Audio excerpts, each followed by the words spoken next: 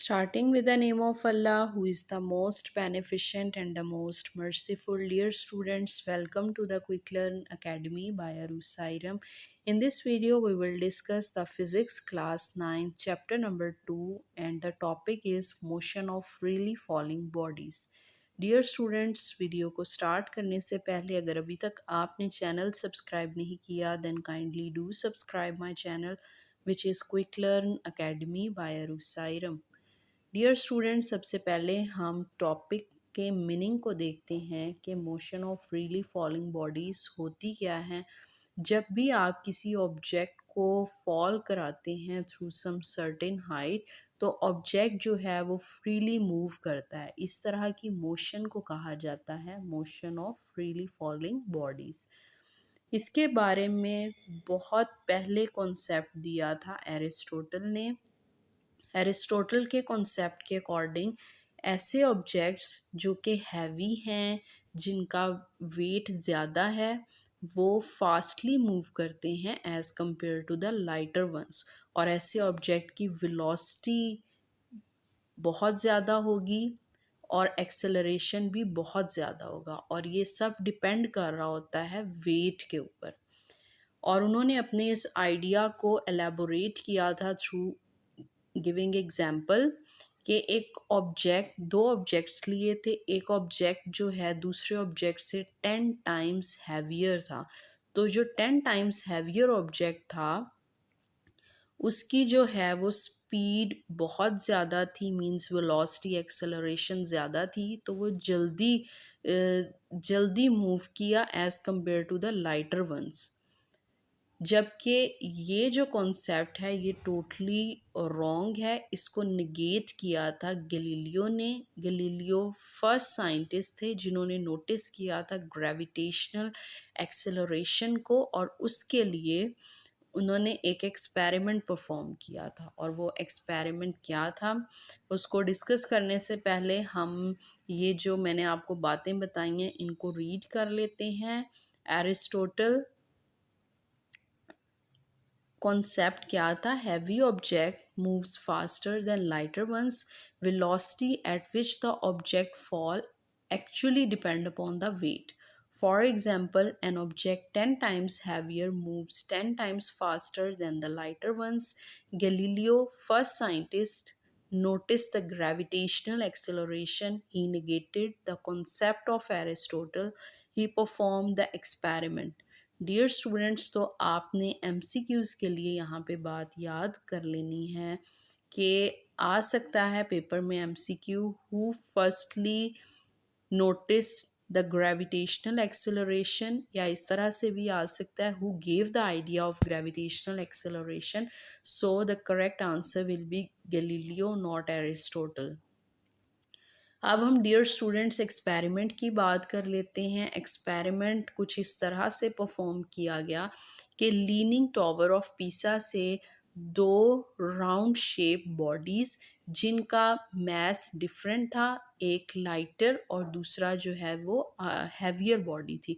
और इसमें एक बहुत इम्पॉर्टेंट बात जो आपने याद रखनी है वो ये कि यहाँ पे एयर रेजिस्टेंस को गैलीलियो ने निगलेक्ट किया था। By neglecting the air resistance, जब नोटिस किया गया कि दोनों राउंड शेप बॉडीज़ को, एक हैवी है और एक लाइटर है, जब दोनों को फॉल कराया गया ड्यू टू ग्रेविटी, वो नीचे की तरफ मूव की, अर्थ की तरफ। और यहाँ पे जो एक्सेलरेशन प्रोड्यूस हुई उसको गैलीलियो ने नेम दिया था ग्रेविटेशनल एक्सेलरेशन। और यहाँ पे ये भी प्रूव किया गया कि दोनों बॉडीज़ जो हैं वो सेम टाइम पे ग्राउंड को उन्होंने टच किया था। तो ये थी यहाँ पे इसका कंक्लूजन ये था। जबकि अगर मैं यही बात ओल्ड आइडिया को लेके बात करूँ जो कि एरिस्टोटल ने की थी, वो ये कि दो बॉडीज़, एक हैवियर और एक लाइटर, तो हैवियर बॉडी जो है वो जल्दी अर्थ को टच करेगी as compared to the lighter ones. So ये आइडिया तो टोटली निगेट कर दिया था गैलीलियो ने। अब आपने हमेशा के लिए ये बात याद रख लेनी है कि एयर रेजिस्टेंस को निगलेक्ट करके जब भी कोई भी बॉडी हो, आइदर हैवियर हो या लाइटर हो, जब आप फॉल कराते हैं थ्रू सम हाइट, तो दोनों बॉडीज जो हैं वो सेम वेलोसिटी सेम एक्सेलरेशन के साथ अर्थ को टच करेंगी विद इन सेम टाइम। तो डियर स्टूडेंट्स, अब हम इसके कंक्लूजन या रिजल्ट्स की बात कर लेते हैं। The acceleration of freely falling bodies is called gravitational acceleration. तो फ्रीली फॉलिंग बॉडीज के एक्सेलरेशन को नेम दिया गया ग्रेविटेशनल एक्सेलरेशन का। Freely falling bodies have uniform velocity यानी यूनिफॉर्म एक्सेलरेशन, और इसको रिप्रेजेंट किया जाता है स्मॉल जी के साथ। इसकी वैल्यू है 9.8 मीटर पर सेकेंड स्क्वेयर, या बुक्स में अक्सर ली जाती है 10 मीटर पर सेकेंड स्क्वेयर। तो अब यहाँ पे एक और बात बहुत इम्पॉर्टेंट आपने याद रखनी है कि वैल्यू ऑफ जी कब पॉजिटिव होगी और कब नेगेटिव होगी। तो जब भी आप किसी ऑब्जेक्ट को गिराते हैं और वो ज़मीन की तरफ आता है, तो जो फ्रीली फॉलिंग होगा, इसका जो साइन होगा हमेशा वैल्यू ऑफ जी इसकी पॉजिटिव लेंगे। और अगर आप किसी ऑब्जेक्ट को ज़मीन से ऑपोजिट मूव करा रहे हैं, अर्थ के ऑपोजिट डायरेक्शन में, फॉर एग्जांपल आपने बॉल को अपवर्ड थ्रो किया है, तो यहाँ पे वैल्यू ऑफ जी नेगेटिव होगी। और अगर आप बॉल को डाउनवर्ड फॉल कराएंगे टुवर्ड्स द अर्थ, तो वैल्यू ऑफ जी जो है वो पॉजिटिव होगी। तो डियर स्टूडेंट्स, अब हम ये भी देख लेते हैं, हमने काफ़ी दफ़ा अपनी बुक्स में बार बार वैल्यू ऑफ जी 9.8 मीटर पर सेकेंड स्क्वायर देखनी है, लेकिन ये वैल्यू कहाँ से आती है ये आपकी बुक के ऊपर भी गिवन नहीं है। तो आपने जो वैल्यू ऑफ जी है इसको वैसे ही इंफॉर्मेशन के लिए मैं आपके साथ शेयर कर रही हूँ, आपने याद कर लेना है कि ये कौन से फॉर्मूला से आई है, कौन सी वैल्यूज़ को पुट किया गया है, जो हम हर न्यूमेरिकल में डिफरेंट जगहों पे वैल्यू ऑफ जी 9.8 मीटर पर सेकेंड स्क्वायर क्यों पुट कर रहे हैं।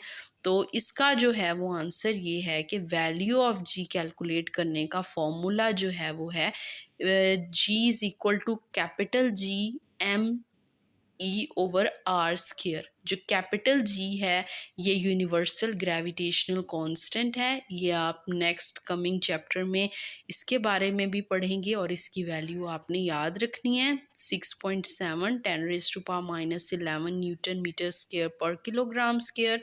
और जो यहाँ पे m आपको स्क्रीन पे नज़र आ रहा है, इसके साथ अगर आप स्मॉल e भी लिख देंगे तो that's not a big deal. M E या कैपिटल एम का मीनिंग है मैस ऑफ अर्थ, और मैस ऑफ अर्थ की वैल्यू जो है वो भी सेम है, डैट इज़ आपने याद रखनी है 6 × 10⁻24 kg।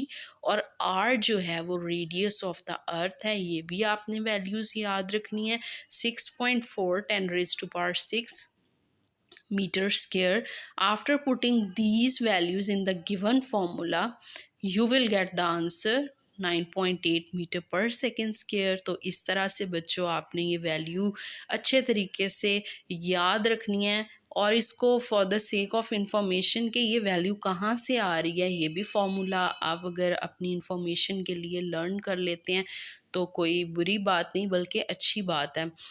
और inshallah in the next video I'll also discuss many more important things, numericals, equation of motion, and further lectures of ninth class will also be uploaded inshallah. Dear students, if you like my video then kindly do like, share, comment and subscribe to my channel, which is Quick Learn Academy by Arub Sairam. And thank you so much for listening me.